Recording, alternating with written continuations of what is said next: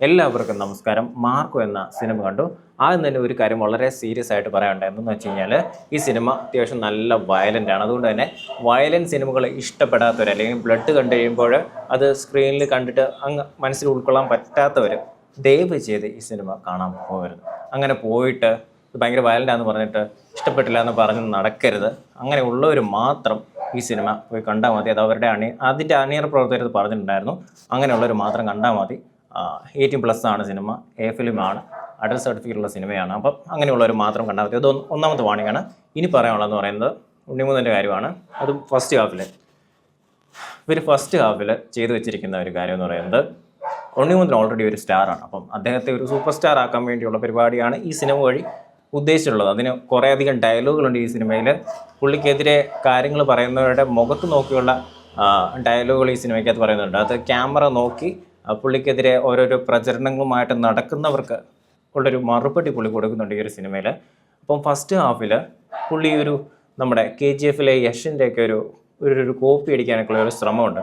ആ സ്വാഗ്, ആ നടത്തം, ഡയലോഗ്, സ്ക്രീൻ പ്രസൻസ് അതൊക്കെ നമുക്ക് കാണാൻ പറ്റുന്നുണ്ട്. ആ സ്റ്റൈലൊക്കെ തന്നെയാണ് കോപ്പി ആയിട്ടുള്ളത്. ആ മുടി വളർത്തിയേക്കുന്നതൊക്കെ ആണെങ്കിലും നമുക്ക് അങ്ങനെയൊക്കെ തന്നെ തോന്നുന്നുണ്ടായിരുന്നു ഫസ്റ്റ് ഹാഫിൽ. പിന്നെ മാർക്കോയുടേതായിട്ടുള്ള കുറേ ആക്ഷൻ സീനുകൾ മാത്രമാണ് ഫസ്റ്റ് ഹാഫിൽ ഇങ്ങനെ ഞെട്ടിച്ചുകൊണ്ടിരിക്കുന്നത്. ബാക്കിയുള്ളതൊക്കെ ഒരു സ്റ്റൈൽ കോപ്പിങ് പോലെ, ഒരു മെറ്റീരിയൽ പോലെയാണ് തോന്നിയിട്ടുള്ളത്. എന്നാൽ പോലും സിനിമാറ്റോഗ്രഫി ആണെങ്കിലും അല്ലെങ്കിൽ ഡയറക്ഷൻ ആണെങ്കിലും എഡിറ്റിംഗ് ഒക്കെ ആണെങ്കിലും പെർഫെക്റ്റ് ആയിട്ട് തന്നെ ചെയ്തിട്ടുണ്ട്. എഡിറ്റിങ്ങിന് എടുത്തു പറയണം. തുടക്കം തൊട്ടേ എഡിറ്റിംഗ് വർക്കുകൾ നല്ല കനത്തിൽ അവർ ചെയ്തിട്ടുണ്ട്. പക്ഷേ ഫസ്റ്റ് ഹാഫ് കഴിഞ്ഞ് മാർക്കോ ഗിയർ അങ്ങോട്ട് മാറും. ഒരു കോണിപ്പടിയിലുള്ള ഒരു ഫൈറ്റ് ഉണ്ട്. 150 പേർക്കെതിരെയുള്ള മാർക്കോയുടെ ഒറ്റയ്ക്കുള്ള stunt performance. John Wick level വരുന്നില്ലെങ്കിലും അതിനെയൊക്കെ ഓർമ്മിപ്പിക്കുന്ന രീതിയിലുള്ള സ്റ്റണ്ട് പരിപാടികൾ സിനിമയിൽ ഉണ്ട്. ആ കോണിപ്പടി ഫൈറ്റ് അടിപൊളി പരിപാടിയായിരുന്നു. അത് വൺ ഷോട്ടിൽ തീർത്ത പല സീനുകളും ഉണ്ട്. കുറച്ച് നീണ്ട സീനുകൾ. അതിന് ഉണ്ണിമൂന്ന് നമ്മൾ കൈയടിച്ചേ മതിയാവും. അമ്മാതിരി ഡെഡിക്കേഷനാണ് പുള്ളി ചെയ്തിട്ടുള്ളത്. പിന്നെ അങ്ങോട്ട് വിളയാട്ടം, വിളയാട്ടം തന്നെയായിരുന്നു. അതായത് രക്തം കൊണ്ടുള്ള വിളയാട്ടം. അതുപോലെ തന്നെ രക്തത്തിൽ നമ്മുടെ കയ്യിലും കാതിലുമൊക്കെ ആയുധങ്ങൾ വരുമ്പോൾ പൊട്ടലുകൾ കാണുക, അല്ലെങ്കിൽ മാംസങ്ങൾ ഭേദിക്കുന്ന സീനുകൾ വരിക, ബ്രൂട്ടലായിട്ടുള്ള കില്ലിങ്സ് വരിക.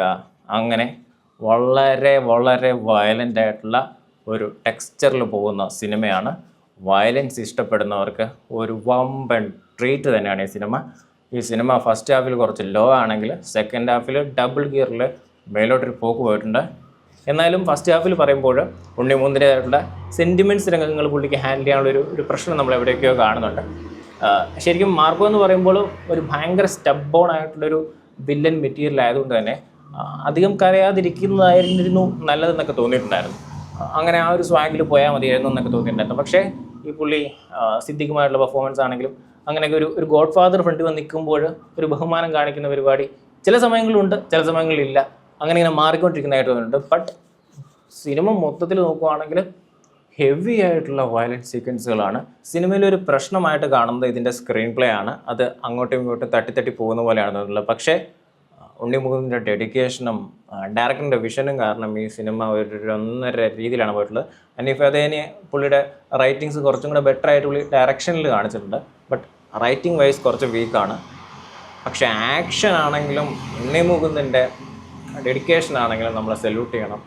ആ രീതിയിൽ പടം അപ്ലിഫ്റ്റ് ആയിട്ടുണ്ടെന്നാണ് പറയാനുള്ളത്. ബാക്കി ക്രൂ, ഇപ്പം ജഗദീഷിനെ കുറിച്ച് പറയണം. ജഗദീഷിൻ്റെ ഇൻട്രോ സീൻ പുള്ളി അങ്ങനത്തെ ഒരു സീൻ പുള്ളി അഭിനയിച്ചു എന്നൊക്കെ പറയുന്നത്.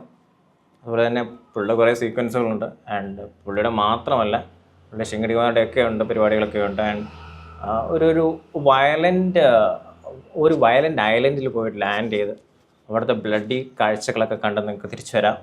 ഒരു സൂവിൽ നമ്മൾ മൃഗങ്ങളെ കാണാൻ പോകുന്ന പോലെ, ഇതൊരു വയലൻ്റ് പാർക്കിൽ നമ്മൾ പോയ പോലെ. ആനിമൽ എന്ന് പറഞ്ഞ സിനിമയിലെ ഒരു ആക്ഷൻ സീക്വൻസും ആയിട്ടുള്ള ഒരു സാധനം ഇതിൻ്റെ അകത്തുണ്ട്. അതും നൈസായിട്ട് തന്നെ വന്നിട്ടുണ്ട്.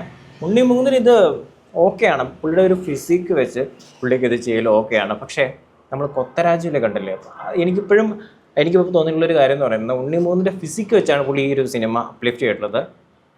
ദുൽഖറിന് കുറച്ചും കൂടെ ഫിസിക്ക് ഉണ്ടായിരുന്നെങ്കിൽ ഒരു പക്ഷേ കൊത്തയിൽ കുറച്ചും കൂടെ പെർഫോം ചെയ്യാമായിരുന്നു. ആ പടം രക്ഷപ്പെടുമെന്ന് എനിക്കറിയത്തില്ല, ബട്ട് പെർഫോം ചെയ്യാമായിരുന്നു.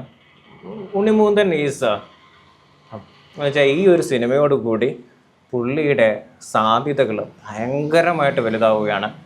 ദിസ് ഈസ് എ പാൻ സിനിമയായിരിക്കും ഇത് ചർച്ച ചെയ്യാൻ പോകുന്ന സിനിമ തന്നെയാണ്. ആൻഡ് റെക്കോർഡ്സ് ബ്രേക്ക് ചെയ്യുമെന്നൊക്കെ നമുക്ക് വഴിയേ അറിയാം. കാരണം ഇതെങ്ങനെയാണ് യൂത്ത് അക്സെപ്റ്റ് ചെയ്യാൻ പോകുന്നതെന്ന് അറിയത്തില്ല. തിയേറ്ററിൽ വാൻ കയ്യടിയും ആർപ്പുളിയും ഒക്കെ ആയിരുന്നു. ഭയങ്കര പോസിറ്റീവായിട്ടുള്ള തിയേറ്റർ റെസ്പോൺസ് ആയിരുന്നു. എനിക്കും പേഴ്സണലി ഈ ഒരു സിനിമ ഇഷ്ടപ്പെട്ടിട്ടുണ്ട്. And let's see the future of this cinema. But this was like the most bloody violent cinemas in India I have seen, I think so.